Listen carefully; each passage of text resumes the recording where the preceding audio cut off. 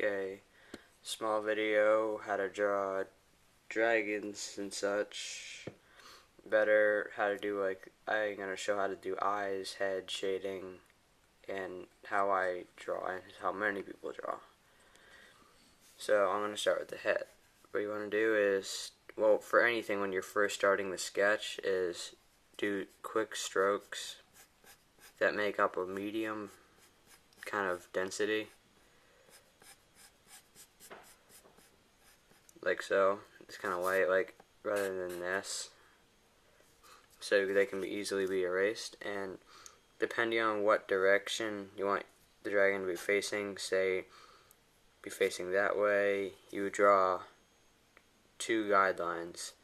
And the vertical one would be slightly bent to the direction that you are having your dragon face. And the horizontal one usually isn't bent at all unless it's looking up or down. In this case, it's just looking plain horizontal, so straight sketch line. And there's the head. You can modify it so you can see the cheekbones, like the cheek right here. You can kind of like that, then erase the edges a little.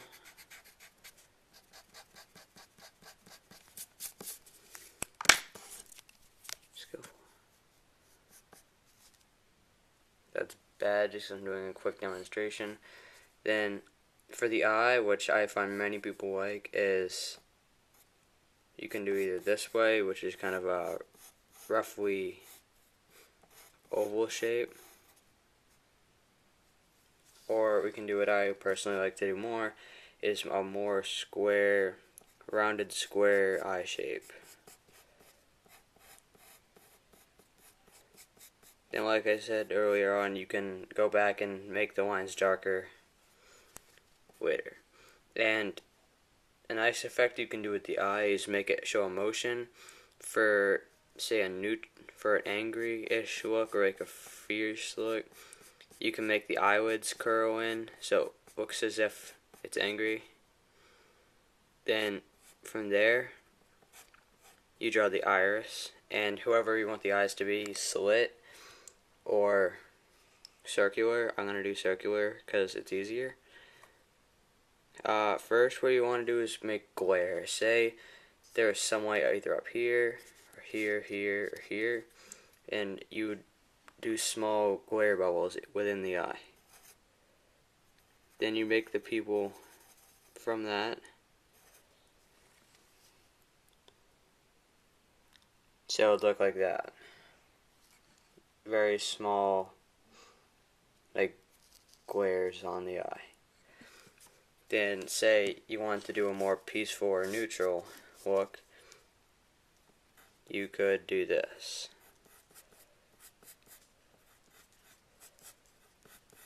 You can make the eyelids very slightly bent, just kind of up on the top, just so people know that they're there. Draw the iris. Then do the glare. I personally like the glare up in the left corner of each eye. That's just me. Then you draw the pupil, just barely covering the edge of the glare line,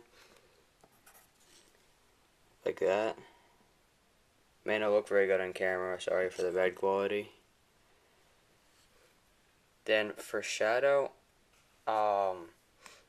moving on a little, is, say we have like the neck right here.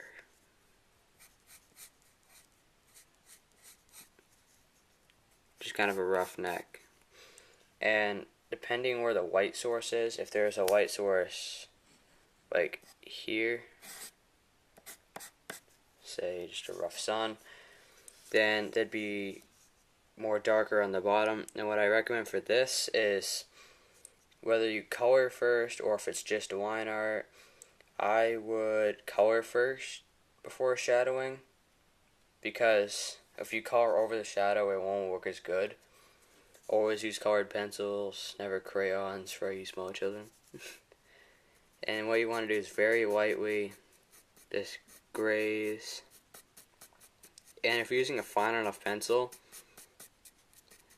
you can actually do something that GIMP offers too, which I'll make a video later on, is smudge it.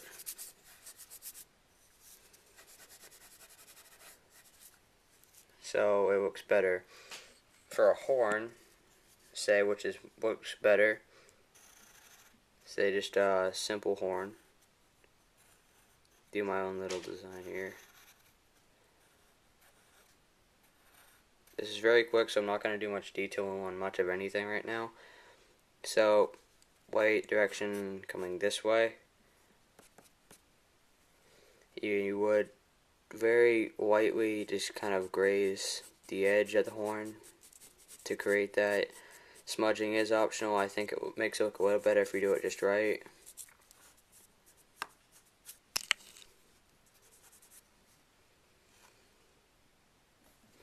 Probably not very visible on the camera. Sorry for the bad quality.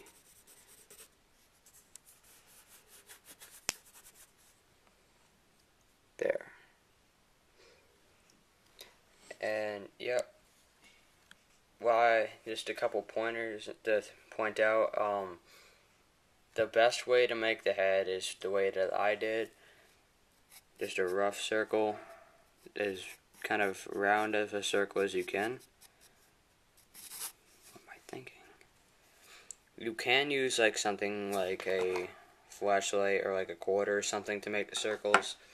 But I think finger drawing, sometimes you unintentionally draw facial features that make it look better, rather than a perfect circle, which sometimes doesn't look as good. I've never taken an art class. I've just looked on to people's drawings and kind of gotten tips. So yeah, rough head. Use the guidelines.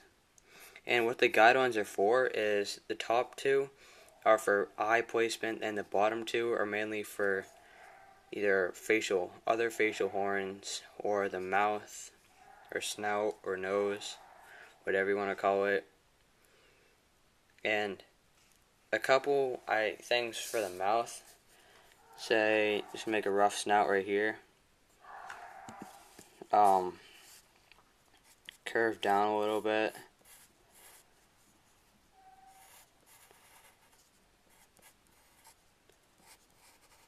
And if you want to make kind of a more angry look, it would kind of curve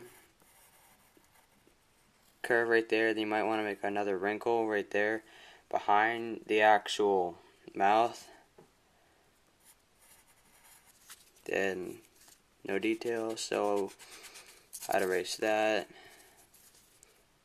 Maybe add some rounding to the front and back. You can either be he/she, can be smirking or angry or something.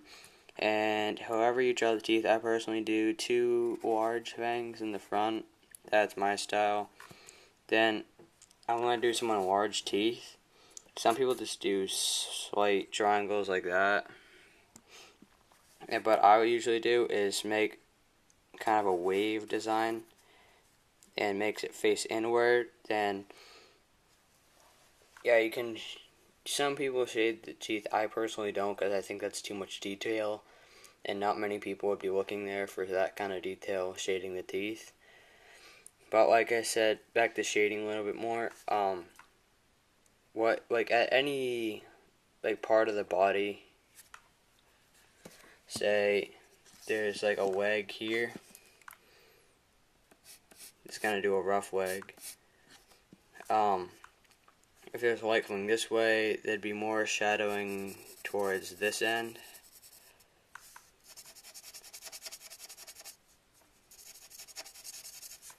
And if there was light coming from this end, the rough leg, there'd be more shadowing here. The shading is always opposite of the light source. You can always smudge as needed. So, in more delicate areas, I wouldn't smudge as much, just because it will smear the lines of the body, which will make it not look good. And next